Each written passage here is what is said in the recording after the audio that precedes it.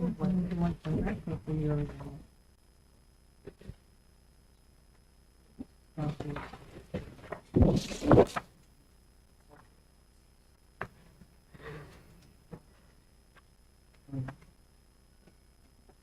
evening and welcome to the June 20th, 2023 meeting of the Roseland Governing Body. Adequate notice of this meeting has been provided in accordance with the Open Public Meeting Act, and that the date, time, and location of the meeting were included in the annual meeting schedule, posted on the public bulletin board in the municipal building, and filed in the office of the Borough Clerk. For those attending tonight's meeting via Zoom, the agenda and any other relevant documents can be found on the Borough's website, attached to the meeting notice posted in the news and announcement section. During the meeting, an announcement will be made prior to the two public comment periods. Anyone wishing to make a public comment via computer will be instructed to use the raise your hand icon. And anyone wishing to make a public comment via telephone will be instructed to dial *9 at the appropriate time. Anyone wishing to make a public comment that's with us, come forward to the podium. No matter which way you are participating in public comment, please provide your name and address when selected. Mr. Watkins, would you please call the roll? Mayor Spango. Present. Mr. Barty. Here. Mrs. Fishman. Mr. Frieda. Mrs. Parati. Here. Mrs. Tolley. Here. Mr. Trillo. Here. Please rise for the flag salute. I pledge allegiance to the flag of the United States of America and to the republic for which it stands, one nation, under God, indivisible, with liberty and justice for all. First on the agenda, we have our first round of public comment. Any member of the public wishing to be heard that's with us, come forward, state your name and address for the record. If you're with us via Zoom, use the raise your hand icon. If you're with us by telephone, press *9. Come up one at a time, whoever.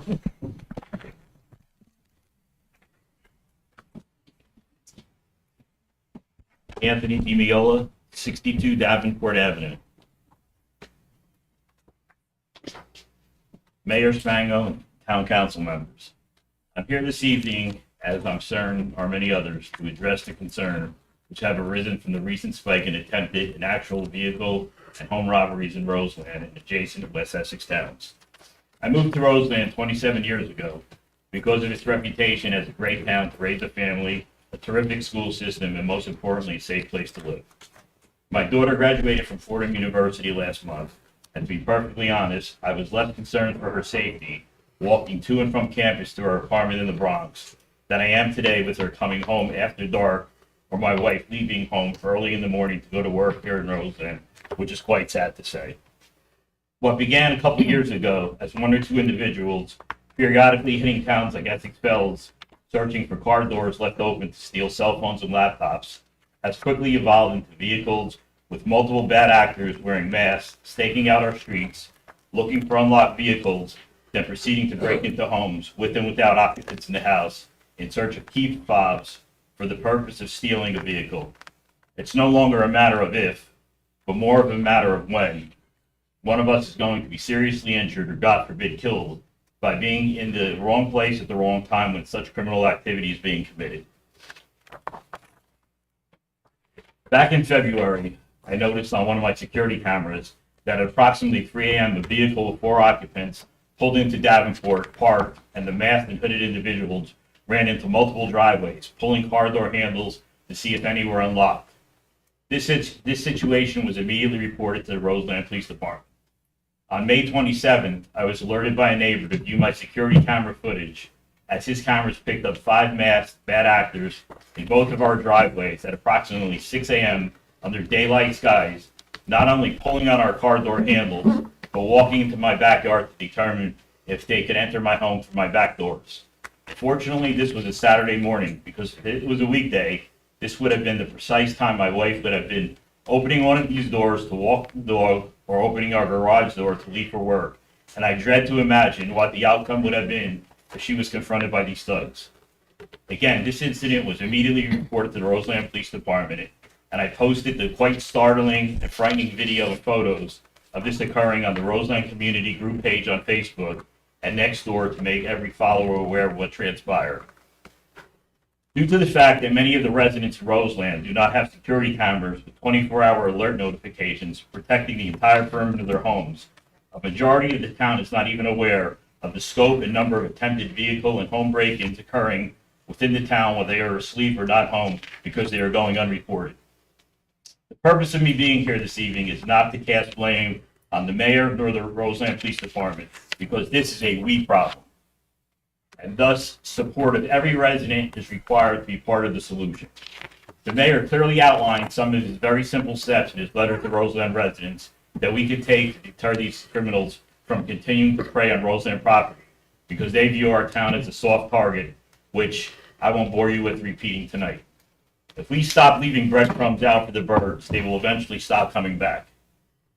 Regardless of our political affiliation, we all know that in addition to actions being taken locally by our residents, the police department, drastic changes need to be made by lawmakers to seriously punish those committing committing this type of criminal activity and not allowing these criminals to be back on the street to commit another crime within 24 hours after being arrested by our police. But that's a topic for discussion, not at this meeting, but rather a decision that we all need to take seriously whenever we go to the polls to vote. In closing, I do have a few questions to pose to Mayor Spango that I would like to hear his thoughts and opinions on. If you wouldn't mind, could I give you one at a time to give you a chance to respond? Sure. Okay.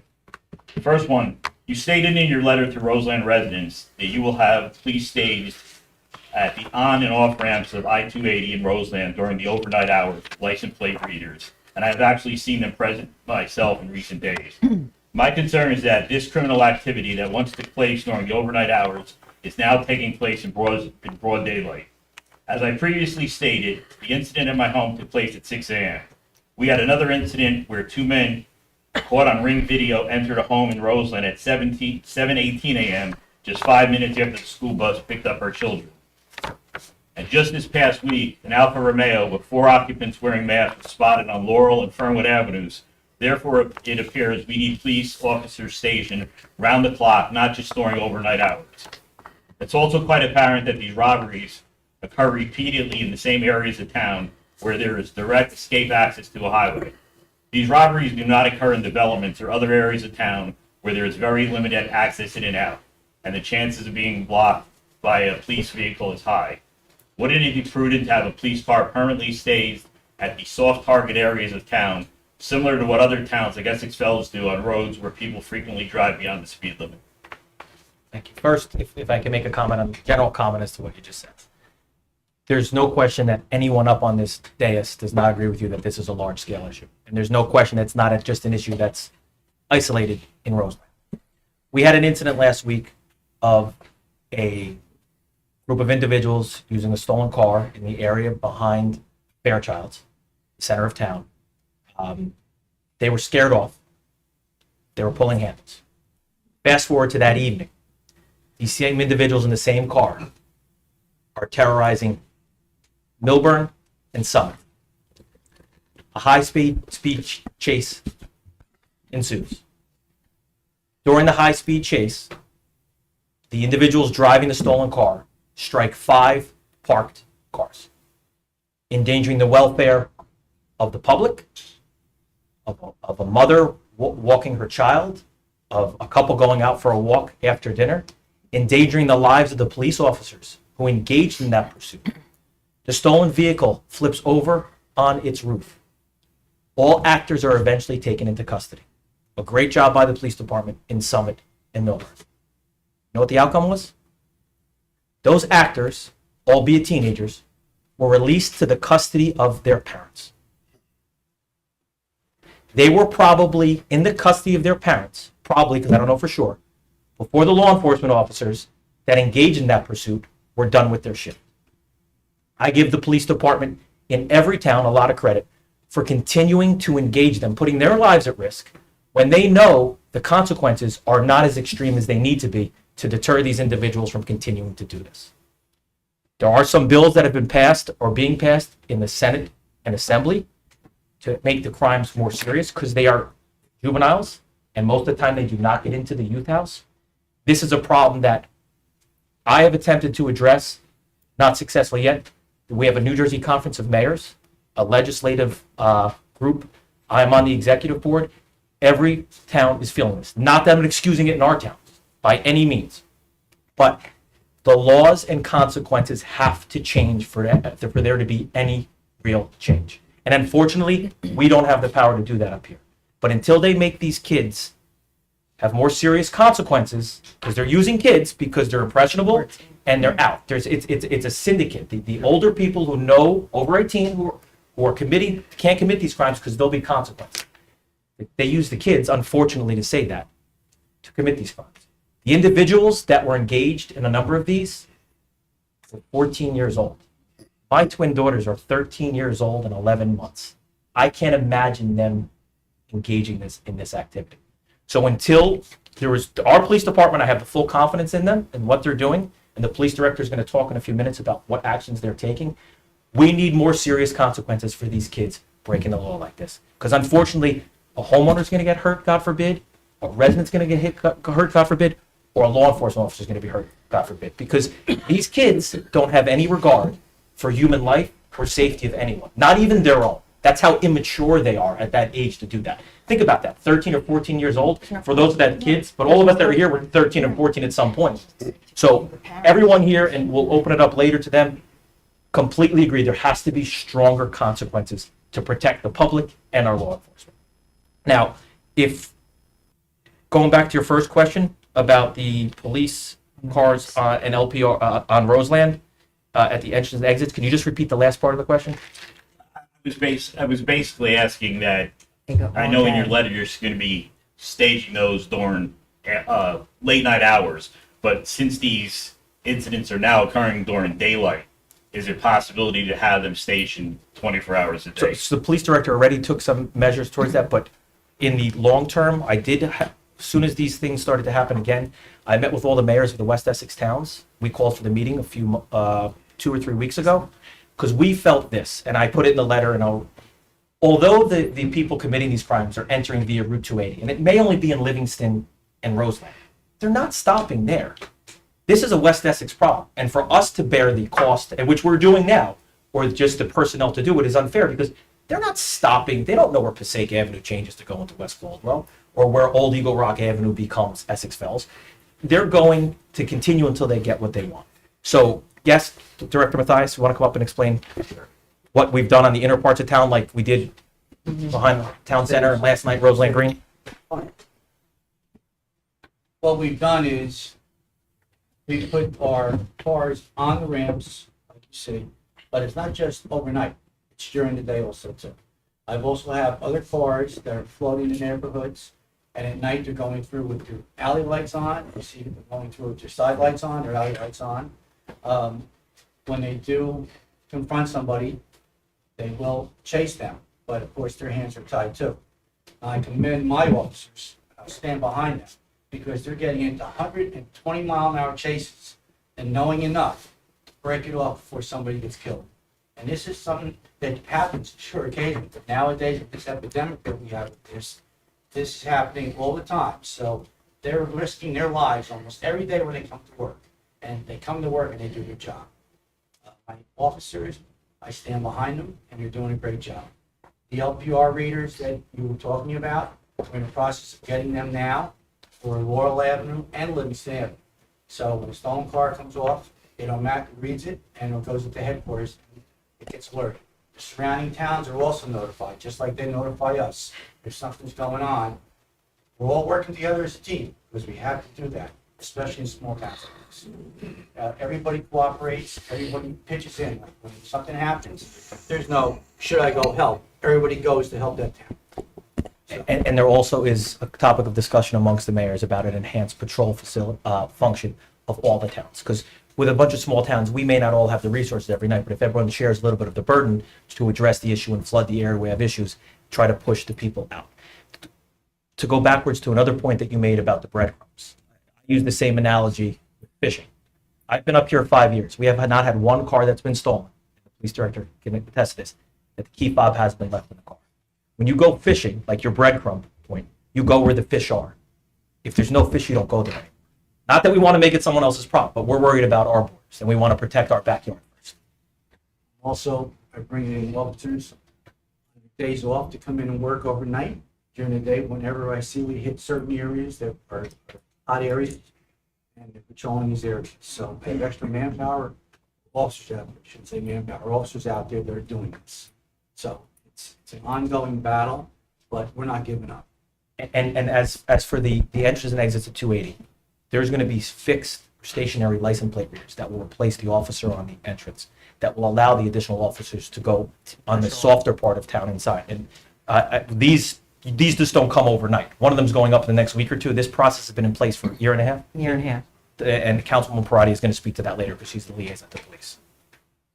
Most important thing for me, very important thing, is that the residents, all, please, you see something, don't hesitate. Don't say your neighbor's gonna call. Call right away.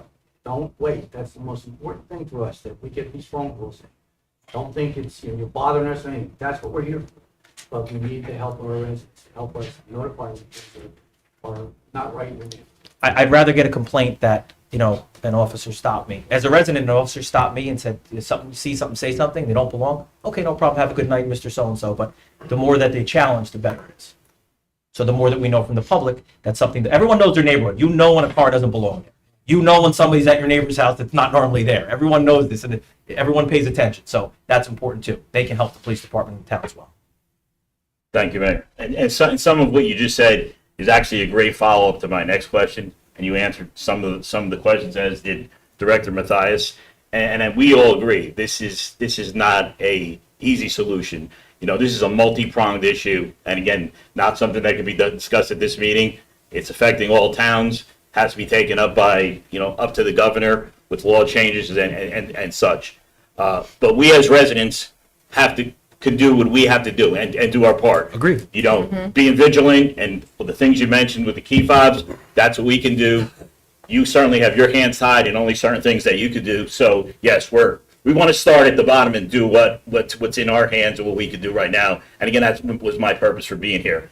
And I know in terms of high-speed police chases, as you originally mentioned, there are consequences to them. And I'm not an advocate of high-speed police chases as a means to, deter crime, because unfortunately, it's not the police officer that's going to run somebody over. It's going to be these kids that are driving the cars. You can replace a car. You can't replace a person. No, exactly. Right, they don't care about it. They have no regard. Last chase we had was 120 miles down the shoulder of the road where my officer broke it. So my second question is, I've personally written a letter to the Essex County Sheriff to express mine and other residents' concerns over the spike in vehicle and home robberies in Roseland and adjacent West Essex towns.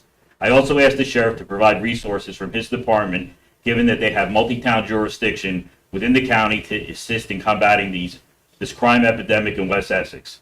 The sheriff responded in writing and committed to, and I quote, exhausting all available resources to curb these crimes and bring the perpetrators to justice.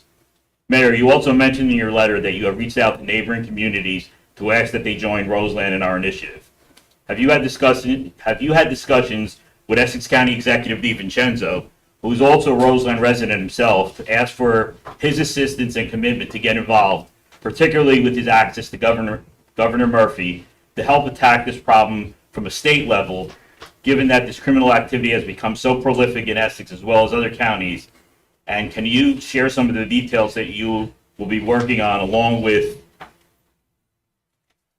the sheriff's office and other towns that you referenced in your letter, to assemble a task force to significantly deter the criminal activity? Well, as a task force, I can't, because the prosecutor's office has a task force that addresses this, but they do it from an investigative approach. They do after the fact, trying to infiltrate a stolen car ring from an investigative approach. What I spoke to earlier about the towns joining together to have some sort of enhanced patrol, and I don't want to use the word task force because the prosecutor's office has one, is still on the table. I spoke to the mayors again last Thursday. We're meeting almost weekly or daily via email on this. The county executive I know is committed to this. He lives in Roseland. He sees it in his neighborhood. He was one of your vigilant residents yesterday with me on the phone at 5 o'clock, and Director Mathias. As for the sheriff, I try not to mix the two things that I do, so I will definitely have someone from my administration reach out to the sheriff to speak about what his plans are in regards to your letter. I didn't even know you got it back yet. I know he turned it around quickly, but we will continue the conversations. But the thing is, from a county standpoint, available resources, and this is just the facts, have to be shared amongst all the municipalities. We have to worry about doing something here amongst West Essex towns first, and anything else we get in to assist, because I know historically there have been county officers assigned to help out in enhanced patrols, would be a bonus, but we want to make sure we have everything set here with our small, I shouldn't say small, of our whole West Essex community. and the mayors that were on the call was Livingston, West Caldwell, North Caldwell, Essex Fells, and Milburn. So they're all committed and all share the same problems with us and are committing to help. Some towns like Essex Fells may not be able to help as much as a town like Livingston is. So we're going to try to have something that's prorated to the number of officers they have. Because if Essex Fells only has 2 officers on at night, it's hard to take one of them. Livingston has a lot more. And Livingston's fully committed because they share that 280 corridor with us. Is there anything that you could elaborate on or share with us tonight on some of the ideas that have been discussed in that regard, in talking with other mayors to help and deter the situation? I have no problem discussing it with you, but you never show the game plan before the game. So if you want to talk offline, by all means, I will have that conversation with you. If that makes sense. Yes, gotcha. My final question, and please, this is no disrespect to Director Matthias. Do you expect to have a permanent chief or director of police in place? Irrespective of anyone's opinion of Chief McDonough, vehicle and home burglaries were nowhere near this level under his command during the time that I resided in this town. And I know it's been a while since Chief Yes. McDonough has been. Yes, we do. And Chief McDonough did a great job, but this is unprecedented time with what's going on right now. So I don't think he did his job admirably, and he ran the police department and kept the public safe. I have the full confidence in the police department that's there now. Director Matthias has enhanced their training on all aspects, which can only better the officer and the public. And yes, in a very short period of time, we will have direction permanently for the police department. That's a matter of personnel, which happened in executive session, so we can't elaborate. Also, you can't compare these times to when Chief McDonough was in power. I worked under him for 32 years, and we were always out there doing the job we were supposed to do. But you can't compare what's going on nowadays with this epidemic to when he was chief. It was back then, we did have incidents like that. But Thank you for your time. Thank you, Mr. McDonough. Thank you.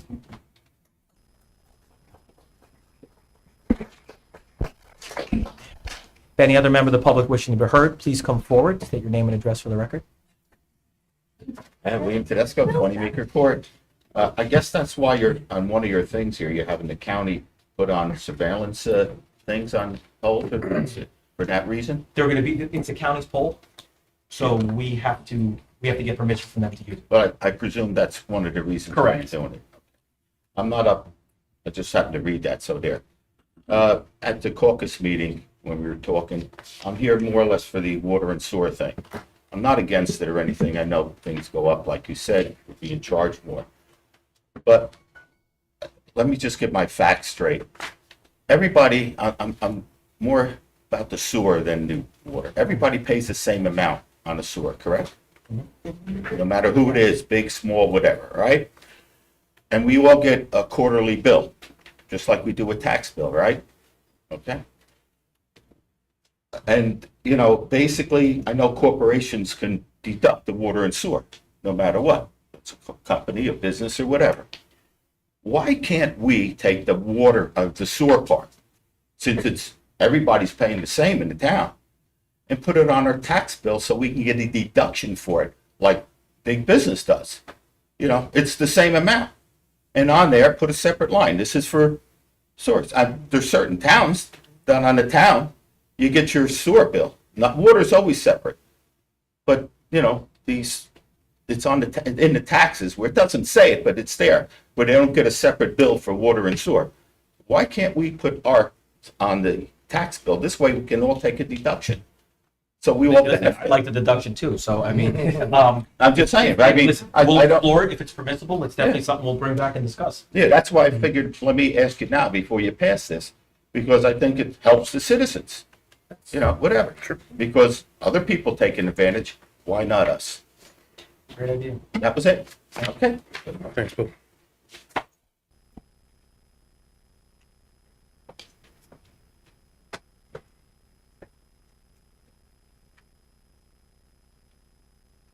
Good evening. Salvatore Polidoro, 50 Cooper Avenue, since 1966. We're here to discuss some trees. Trees that are on a property known as Lot Number 2, Glen Avenue, down by the park, or the new park, which is being work done right now with the water mains. All right, there are several trees, 3 which I look at, and they look very dangerous because they look dead or partially dead.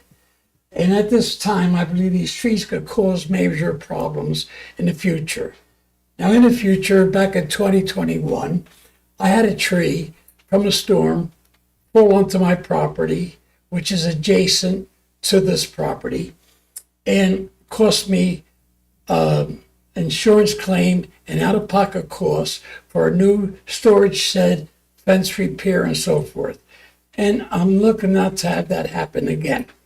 So I believe the situation could be looked into and possibly addressed, and to see if there's something that could be done. I know we don't have no a shade tree committee anymore, from what I understand, and to have it looked into to see, to take away the damage that could possibly happen on a storm in the future for myself as well as other neighbors, and also to bodily household occupants, besides the danger to the house being destroyed or so. Understood. So I appreciate any help that the council could do, and thank you very much for listening. Thank you. I had spoken to Chris about taking a look at that lot. I can follow up again. Yeah, Maureen, because we may not have a shade tree, but we still have an arborist. In Yeah. fact, I was on the phone today about another think tree that's with, cool. Maureen will direct the arborist to go out and evaluate the trees. And that's a Borough lot? Yeah, it's Yeah, a corner ours. lot It's across from the ours. park. In the park? No, In the- it's across. It's across It's across. street. No, It's the on the End of the corner. street, Yes. yeah. I missed the desk. By Mr. Glasgow. Yeah, I had talked to him about that. Need to make a note, please? Yep. Any other member of the public wishing to be heard, please come forward, state your name and address with the record. If you're with us via Zoom, use the raise your hand icon, or by telephone, *9. I keep looking back there because they give me a little hand signal if somebody's on Zoom, so. Are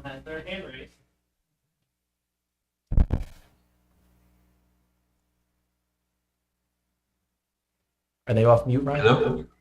Yes. Hi, Council and Mayor. Paul Sarabando here. How are you today? Good, how are you?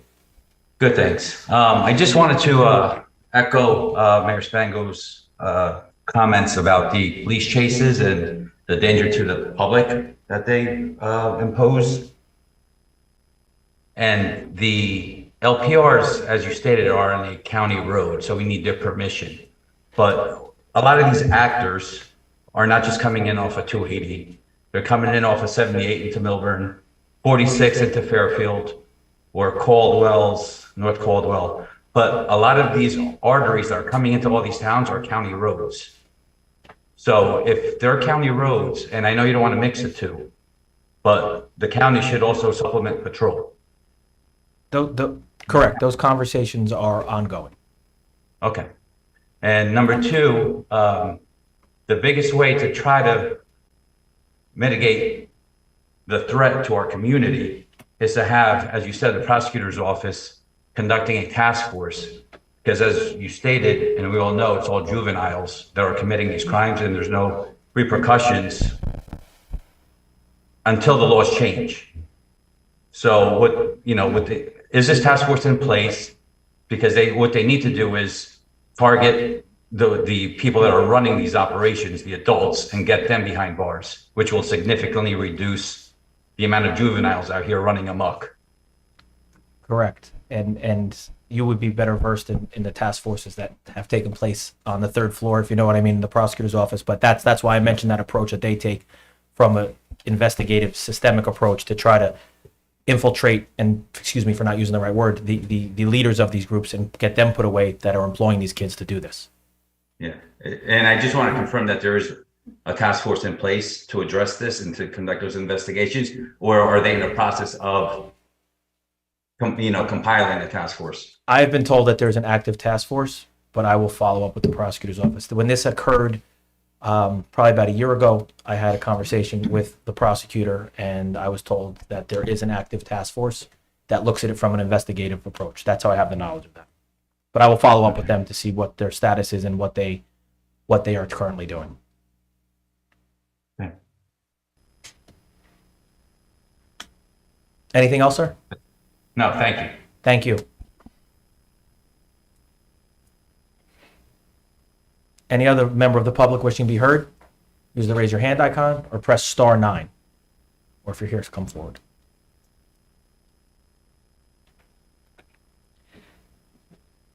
Seeing there's no further comment, next we'll move on to a presentation from the Police Foundation, ironically. If the members of the Police Foundation could come forward, please.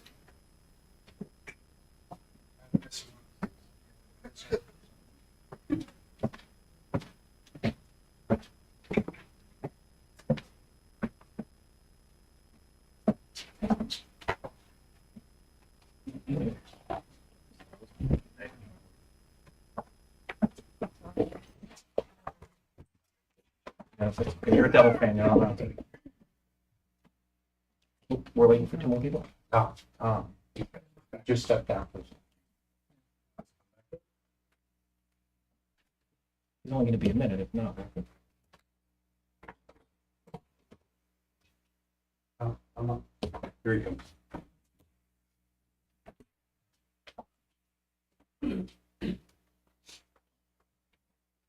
Sorry about that.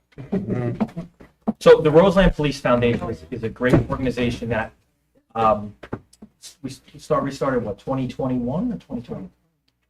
2021. May of 2021. They are a group that actively fundraises to the community. They're not a part of the town, but what they do is they raise money that gets put back into the police department, which means the things that they buy and contribute to the police department, we as a borough and you as a taxpayer don't have to pay for. So tonight they're here to make a presentation. I'm going to turn it over to Mr. Tom Ober. Thank you, Mayor. Sorry I was out for a minute. The Roseland Police Foundation began in May of 2021 for the purpose of providing funds for specialized equipment and training for the Roseland Police Department, that equipment and training that might be outside of the normal budget. The members of the foundation are our president, Jack Gordon, our police liaison, Fred Hesselberg, Charles Rosen Esquire, former Mayor Michael Pacio, John Bendokas, and Ellen Wasserman, or Dr. Ellen Wasserman. Tom. Bill Johnson, I didn't get to you yet. So, up to this time, we've purchased long and short sleeve duty shirts for the police department, mounts for the body cameras on their outside vests, a radio charging cabinet for headquarters, equipment racks for the back of the police cars, monogram caps for the officers, and we've also made donations to West Essex Regional High School in the name of the Police Foundation. And tonight we would like to present laser detectors for speed control to Acting Director John Mathias. Get them?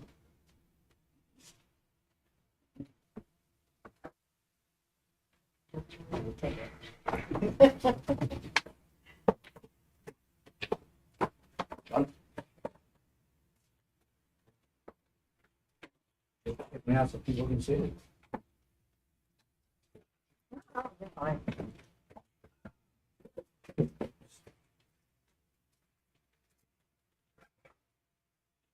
Traffic Sergeant Denise. As you can see, these are very small units, but they get the job done. This is a big step for us to control the speeds in Roseland. I had a discussion with my traffic sergeant, Sergeant Hesselberg, and he recommended that we get these units. Now, they're not cheap. So because of that, I went to the foundation, and requested of them if they consider getting these units. As usual, they came through, they have two of them. So I can't thank you all enough.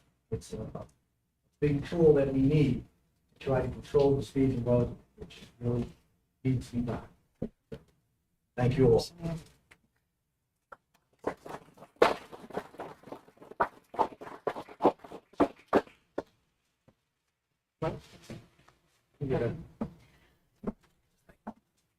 As the police liaison, I just want to thank Tom O'Byrne and the entire committee. They have given us so much to the police department. We truly do appreciate it. The council and the police department truly do appreciate it. Thank you. Thank you for your support. Thank you. Thanks, Mayor. Thank you. Thank drop it. Expensive. And that's in conjunction with It's a lot of e-tickets, things. so. We get a picture next. Oh, yeah. Don't point at anyone.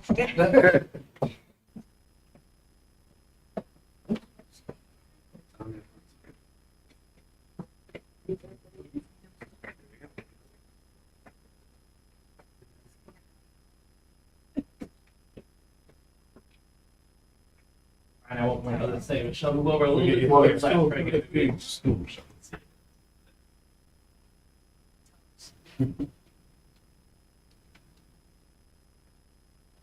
All right. Thank you. Sorry. Great, thank you.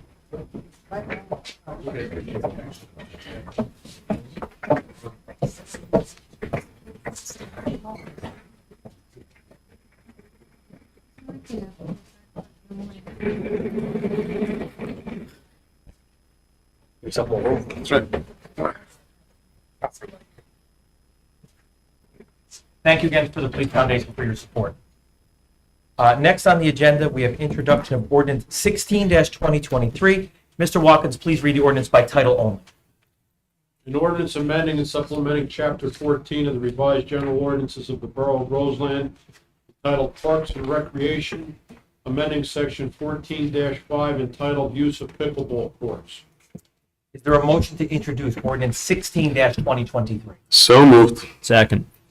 Trillo Barty, all in favor? Aye. Opposed? Hearing none. Ordinance number 16-2023 will be posted on the borough's website. Notice of public hearing will be published in the progress. Public hearing will be held on Tuesday, July 18th, 2023. Thank you. Next, there's a public hearing on ordinance 17-2023. Mr. Watkins, please read the ordinance by title only.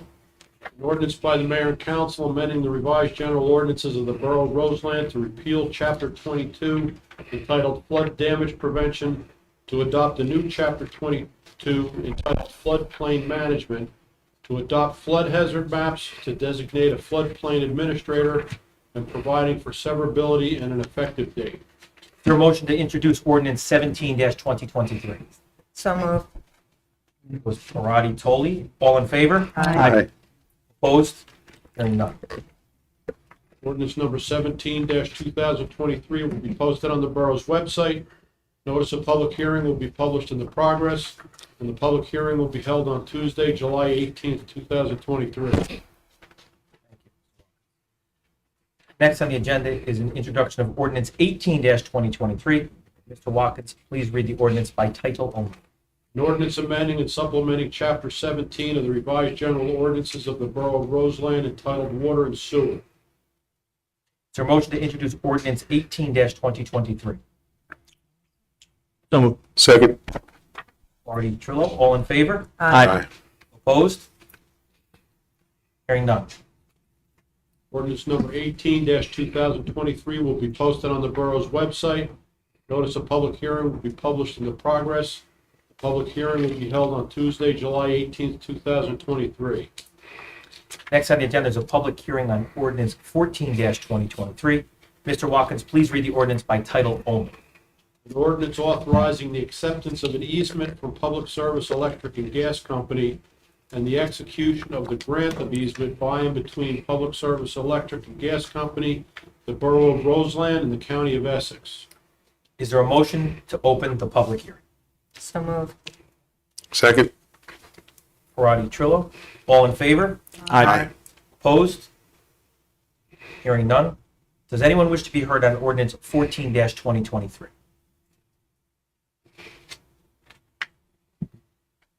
Seeing and hearing none, may I have a motion to close the public hearing? So moved. Second. Marty Parati, all in favor? Aye. Opposed?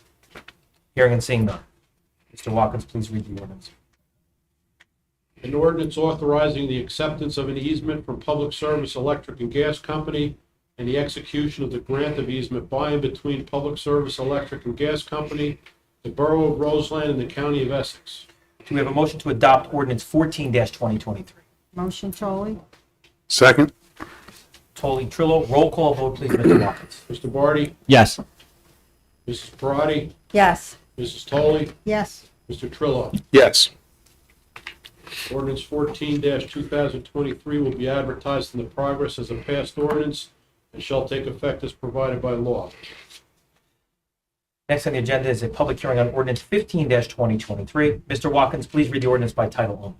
Bond ordinance of the Borough of Roseland, the County of Essex, New Jersey, amending in its entirety bond ordinance number 11-2022, finally adopted June 21st, 2022, to increase the amount and scope of work and to remove the reference to the federal grant.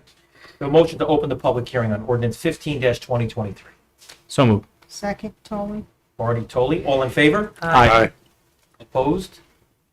Hearing and seeing none. Does anyone wish to be heard on ordinance 15-2023?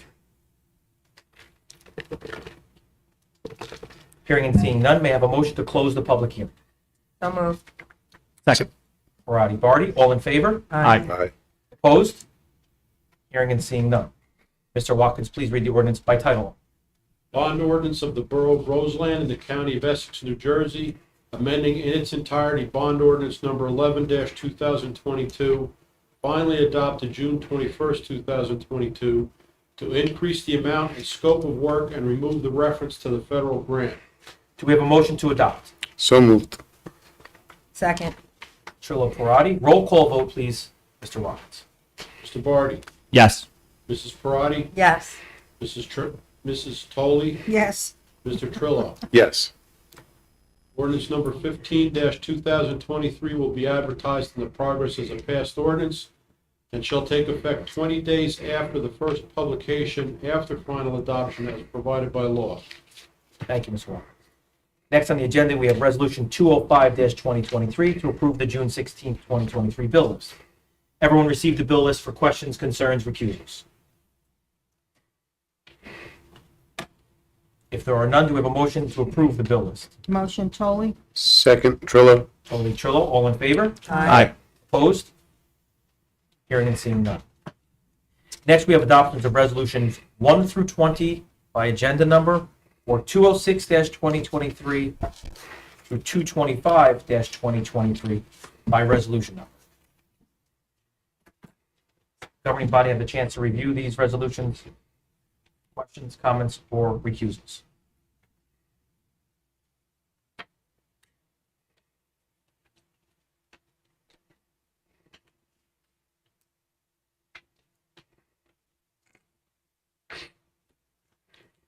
Number 20. Like the one that got a reduction. That's a good one, too. And the EMS. Yeah, I know, I saw that. Any questions, concerns, recusals?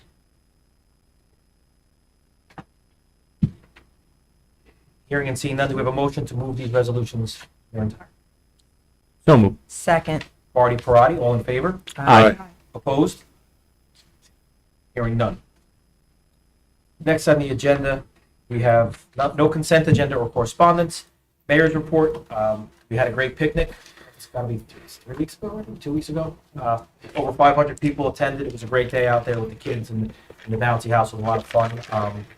Believe it or not, we already started talking about Christmas. I want to thank the West Caldwell Tech. They built a new manger for us. Yeah, that was Saved us a lot of money, and we put that away this past Friday, and we'll start planning Christmas in a few weeks. The only other thing is the concerts. Our first concert is July 12th, I believe. We have 4 concerts. They're going to be, we're trying to touch all different genres. We have country, we have oldies, we have 80s, we have 90s, and we have 60s, 70s, and 80s. But I think Councilwoman Tolley will go into the dates of those concerts. Besides that, I have nothing. Committee reports, finance administration, nothing more. Thanks, Mayor. Couple of things. I'd like to thank the Roseland Police Foundation for their most recent donation and everything that they do to provide services and equipment to our police officers. We really appreciate it. I also like to thank the Roseland Police Department for everything they've been doing over the past, especially over the last 6 months, last year, with everything that's going on. They're putting their lives at risk. We appreciate everything that they do, and we're here to support them 1,000%. The one other item, there will be a letter going out to everyone in town about the reevaluation, townwide reevaluation. We are required to do one every 10 years by the County of Essex. The last one was done in 2010.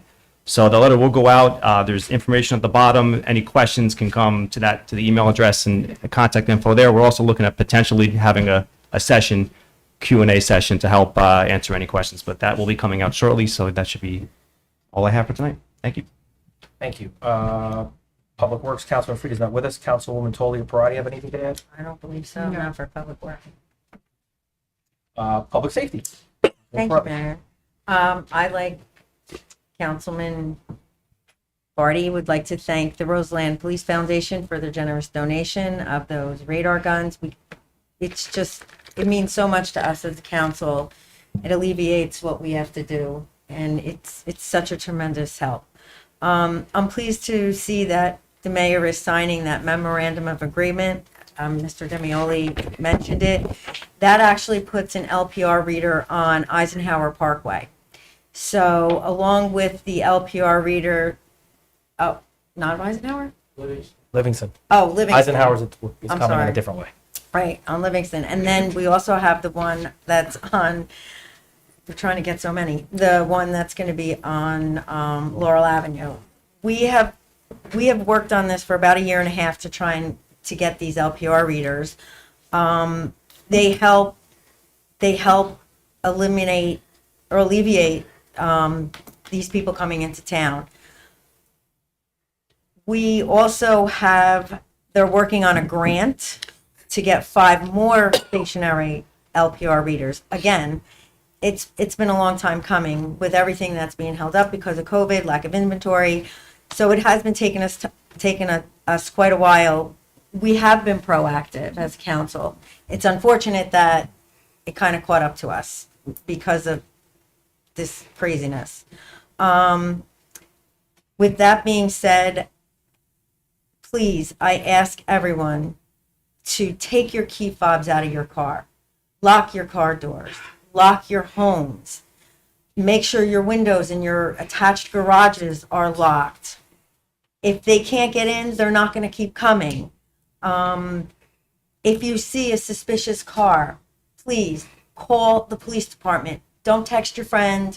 Don't text anybody. Call the police department. The sooner they know, the quicker they get there to try and arrest them, get them out of town, whatever. The only thing I can say is just please, please, please be as vigilant as you can. I mean, I see a new person walking their dog on my block. I stop to talk to them. If you don't know somebody and you see them in your neighborhood, stop, see who they are. But please, if you can be, it will only help us. It will only help the police department do their job that much better. And that's all I have. And also lock your garage actual door. Inside your the garage house. to your house. To your house, yes. Yes. And that's don't the leave other your one. garage door opener in your- plain sight. Right. Or in your car. My wife yells at me all the time, how come you have that hidden? That's why I have it hidden. You have to practice what you preach. But you Can't shouldn't just do leave it in your car too. If you park your car in your garage, in your driveway, don't leave it in your car. Or program. Yeah, oh, right, because they can open it that way. So you have to be, unfortunately, we have to be vigilant these days, so. Thank you, Council. Recreation, Councilman Phil? So baseball, softball season is just about wrapped up. There's a couple of games left to be played, but we have one championship with the 7th and 8th grade girls for softball, which was a combined Fairfield-Roseland endeavor, right? 9 Roseland, 3 Fairfield. Okay. My 5th and 6th grade girls lost in the championship last night, which was a combined Roseland Essex Fells team to North Caldwell. They were a dominant team. And I have a championship game tomorrow for the 3rd and 4th grade boys in Fairfield. But I don't think anyone else has brought one home, so I think your 7th and 8th grade girls are the only championship so far. My 8th grade girls last year playing rec. They won it in 6th grade, lost in the finals in 7th grade, and won it again in 8th grade. So My 8th grade's a good year to win it. enjoy it now because I'm going to miss it next year. So that's just about wrapping up, but summer, feedback. Summer is upon us, and it kicks off with the senior barbecue, which will be this coming Friday, June 23rd. If you're interested, just RSVP to Ms. Pareca in the rec office. The Scram, there's still a couple spots left for the afternoon session of Scram. The morning session is booked up, but they will continue taking registrations until the afternoon is full. This is the last call for the Adult Men's Basketball League, which starts next week. So if you're interested or know anyone that might be interested, register right away. And all the fall programming registration is open, including soccer, pre-K to grade 8, cross country for grades 4 through 8, and youth and adult kickball, as well as the run walk for Roseland. That's all I have. Thank you, Council. Redevelopment Legal, Councilman Fishman couldn't be with us. Councilman Chiller or Barty, anything to add? Nothing. No. Community Outreach and Shared Services, Councilman Toll. Okay, we have a couple of things happening in town, and a couple of, new things. Okay, I'm serious, sorry. Okay, as the mayor mentioned, we have 4 concerts, this summer. July 12th is the first one. That is going to be country music. If you received This Week in Roseland on your emails, or if you look on our website, you'll see the other dates for the concerts. There's 2 in July and 1 in August. Municipal Youth Guidance will start over again in September. That is open to Roseland High School students in 9th, 10th, 11th, and 12th grades. They do a lot of community service. We also have 3 openings on the Environmental Commission. We meet on the 3rd Thursday of each month, except July and August. So we meet June through September, September through June. And the library is having their annual book sale. It started today. It will also be held tomorrow, Wednesday, and Thursday in their community room. And the hours are from 9 to 3 p.m. There are a lot of good books there, DVDs, VHS tapes, if anybody still watches them. There will also be, as I've just been notified, a wine and cheese party for the Historical Society, which will be where? At the Harrison House? At the Harrison At the House, Harrison July House, 4th. July 4th. Grover Any Cleveland, time? go to Grover Cleveland for ice cream from 12 to 3, and then Have you can melted go, ice cream. right, and then you can go to the Harrison House From for what? wine and cheese after. What time is the wine and cheese? I believe it's from 4 to 7. Okay, well, that's probably on our website. I think that is it right now. That's all I have. Thank you. Well, 2 things to note. The concerts are completely free. It's all funded by donations from the public. One of our major benefactors, Tom O'Byrne, just left. We were able to pay for everything without expending one tax dollar, which was even nicer for the community to contribute. And before the concert on July 12th, we will be honoring the graduating 6th graders from Noecker, as we did last year. They'll come up on stage for a picture, parent with their certificates for graduation, which we look forward to every year. Any other council member have anything for committee reports? If not, next thing on our agenda is approval of the June 6th caucus and executive session minutes with Councilman Trillo recusing himself. And we'll receive the minutes and review them. If so, do we have a motion to approve the minutes? So moved. Second. Barty, Parati, all in favor? Aye. Opposed? Hearing none. Next, we have our second round of public comment. Any member of the public wishing to be heard, come forward, state your name and address for the record. If you're with us by phone, press *9. If you're with us via Zoom, use the raise your hand icon.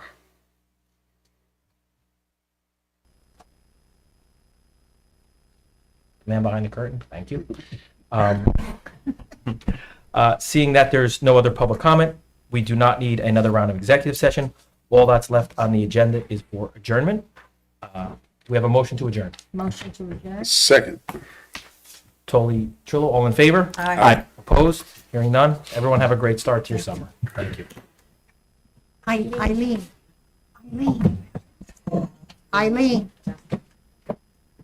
Here I am. No, this Eileen. Gotta be Christine, I'm not Eileen.